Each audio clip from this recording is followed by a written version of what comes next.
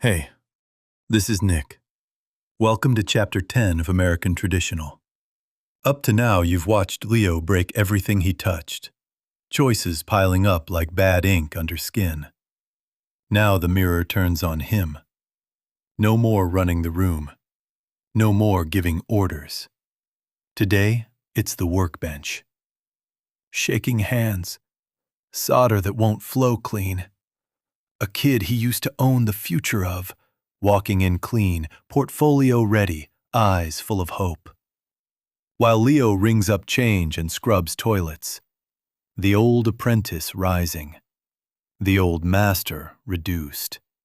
Magnus moving pieces in the shadows, another shop, another puppet, same game Leo almost lost his soul to. This is where pride gets ground to dust, where the arithmetic of failure adds up perfect and brutal, where the only way forward is staying, building, failing again, until the hands stop shaking. Love that redeems doesn't always arrive on horseback. Sometimes it arrives as a soldering iron, a toilet brush, and a voice saying, "Get back to work." This one cuts deep. Listen close. Full chapters drop every Wednesday. If you're new, start at the beginning. Linktree is in the bio. Let's begin. Chapter 10. Chapter 10, The Humiliation. The soldering iron felt wrong in Leo's hand. Too light, too precise, requiring control he didn't have. His fingers trembled, not from cold, but from the absence of alcohol in his system. 3 weeks sober, 2 weeks of nights in the shipping container, mornings cleaning toilets, afternoons building needle bars over and over until Silas deemed them acceptable. They never were acceptable the first time. Leo touched the iron tip to the silver wire. The flux hissed, bubbled. His hand jerked. The solder blobbed instead of flowing clean, forming an ugly lump where there should have been a smooth joint. Garbage. Silas's voice cut across the shop. He didn't even turn around from his station where he was working on a client. You're wasting material. Try again. Leo's neck flushed hot. He wiped the excess solder away, cleaned the tip, tried again. The second attempt was slightly better. The third almost acceptable. He was on the fourth bar. His concentration narrowed to the tiny point of contact between iron and wire when the shop bell chimed. Leo didn't look up, assumed it was another regular, kept his eyes on his work. Hello? Mr. Walsh? The voice was young, nervous, horribly familiar. Leo's head snapped up. Jesse stood just inside the door, clutching a black portfolio case to his chest like a shield. He looked clean, healthy, hopeful. His eyes scanned the shop with awe, taking in the flash on the walls, the stations, the legendary space of anchor and iron. Then his gaze landed on Leo. The recognition was instant. Jesse's expression shifted from nervous hope to absolute shock. His mouth opened, closed, opened again. Leo? Jesse stammered. What are you... I heard about the... I mean... He trailed off, staring at the wreckage of his former master. Leo, who used to run Eclipse Inc., who used to be featured in magazines, who used to fire people for not meeting his standards, was hunched over a workbench like a first-week apprentice, hands dirty, face slick with withdrawal sweat. Silas finished wiping down his client's fresh tattoo, wrapped it carefully, then turned. He looked from Jesse's portfolio to his face, then to Leo's frozen expression. Can I help you, son? Jesse tore his gaze away from Leo. Yes, sir. Mr. Walsh, my name is Jesse. I was an apprentice at Eclipse Inc. Before it, He swallowed. I brought my portfolio. I was hoping I could talk to you about an apprenticeship. The words hung in the air. Perfect. Devastating. Jesse moving forward while Leo scraped solder off a jig. Leo looked down at the malformed needle bar in his hand. Worthless. The shakes came back twice as bad.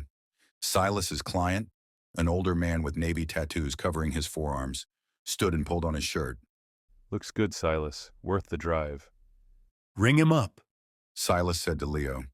The command was simple but devastating. Leo stood, his legs uncertain, walked to the ancient cash register at the front counter. His hands shook as he punched the keys. The drawer opened with a mechanical ding. He counted out change, trying to keep his fingers steady. The client looked at Leo's hands, then at Jesse by the door, then back to Silas. This the new kid? He is. He any good? Silas gestured to Jesse. Let's see what you got, son. Jesse approached the counter, casting one more bewildered glance at Leo before opening his portfolio. Inside were original pieces, hand-drawn traditional flash on quality paper.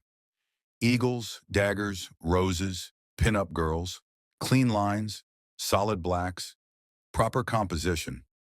Silas leaned over, his critical eyes scanning each page. His finger traced the outline of a panther head. He said nothing for a long moment. You draw these from reference or copy from books? Both, sir. Jesse said, gaining confidence. I try to understand the form first. The anatomy, the flow. My old boss said it was a waste of time, but Your old boss was wrong. Silas closed the portfolio, handed it back. These are good. Clean. You understand line weight? Composition? You've got an eye. Jesse's face lit up. Thank you, sir. Does that mean... Means I can't take you on. The hope died immediately. Silas gestured around the shop. 2 stations. Mine and my partner Cole's. I got an apprentice. He jerked his thumb toward Leo. Cole doesn't take on beginners. He's particular. The Navy client picked up his change, nodded to Silas. Always a pleasure. He headed for the door, the bell chiming as he left. The silence that followed was crushing. Silas looked at Jesse's disappointed face, then at the portfolio. But Cole might make an exception. He's got an eye for talent. And you've got discipline. I can see it in the work. He comes back Monday, 3 p.m. sharp. Ask for Cole. Bring the portfolio. Don't be late. Jesse's face transformed. Monday, 3 o'clock, Cole. Yes, sir. Thank you, sir. He clutched the portfolio tighter, practically vibrating. Thank you so much. I won't be late. I promise. He backed toward the door, unable to stop smiling. His eyes found Leo one last time, that look of confusion and pity. Then he was gone. The bell chimed. The door closed. Leo stood by the register, the Navy client's $20 bill still in his hand. The silence was enormous. Jesse, his former apprentice, the kid Leo had trained, criticized, pushed. The kid was moving forward, getting opportunities, being praised by a legend, while Leo stood at a cash register with shaking hands. The arithmetic was perfect and brutal. Get back to work, Silas said, not cruel, just fact. Leo walked back to the bench, sat down, picked up the soldering iron. His hands were shaking so badly now he couldn't hold it steady. Silas finished cleaning his station, then walked over. He stood behind Leo, looking down at the half-finished needle bar. Your buddy Magnus is making moves, Silas said conversationally. Heard he's bankrolling a shop on the west side. That burnout you used to work with, Dex, the one you fired for smoking meth in your bathroom, got himself a nice lease, nice equipment. All Brotherhood money. Leo's stomach turned to ice. Place is called Vice Tattoo. Silas continued. Heard Magnus is using it as a front. Smart move. Clean the money through tattoo work, run whatever else needs running through the back door. And Dex is desperate enough, addicted enough, to say yes to anything. It was a warning, a threat, a reminder that Magnus hadn't forgotten, that the Brotherhood had long reach, that Leo's old world was still out there operating while he scraped by building needle bars. That what you want? Silas asked quietly. You want to end up like Dex? Talented artist owned by a gang? Using your skill to launder money and traffic product? That's what happens when you don't build character to match your talent. You become a tool for men like Magnus. Leo said nothing. His throat was too tight. Or you can stay here. Silas said. Keep your head down. Keep building. Learn the craft the right way.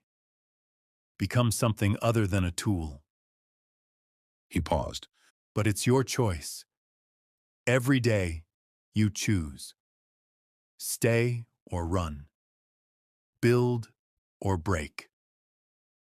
He walked away back to his station, left Leo alone with his trembling hands and his shame and his half-finished work. Leo set down the soldering iron, stared at his hands. They were young still, unlined, capable, but they shook like an old man's. 3 weeks without bourbon, 3 weeks of withdrawal symptoms he was managing but not defeating. He thought about Jesse's portfolio, the clean lines, the discipline, the hope in the kid's eyes. He thought about Dex, another talented artist destroyed by Magnus's patronage, trapped in addiction and criminality, using his gift to serve evil. He thought about Sarah, counting days in a cell. The choice was simple. Keep building these bars until his hands stopped shaking. Keep cleaning floors until his pride was ground to dust. Keep showing up at 7 a.m. every morning until he became something other than the man who'd failed everyone who trusted him. Or quit, walk out, become Dex, become his father. Leo picked up the soldering iron again. His hands still shook, but he touched the tip to the wire anyway. The solder flowed, imperfect but better. He cleaned it, tried again, and again. By the time Silas called lunch break, Leo had completed 5 needle bars. Only 2 were acceptable, but 2 was more than 0. He locked them in the supply cabinet, washed the flux off his hands, and walked out the back door to the shipping container. Sat on the cot, ate the turkey sandwich he'd packed that morning, dry bread, cheap meat, mustard. Through the small window, he could see anchor and iron, solid, real, a fortress of craft and discipline. Inside that fortress, he was the lowest thing, the janitor, the errand boy, the cautionary tale. But he was inside. That had to be enough. Leo finished his sandwich, drank water from the jug, and walked back to the shop. Silas was already at his station, preparing for the afternoon appointments. Bathroom needs cleaning. Silas said without looking up. Toilet, sink, floor. Supply closet's got what you need.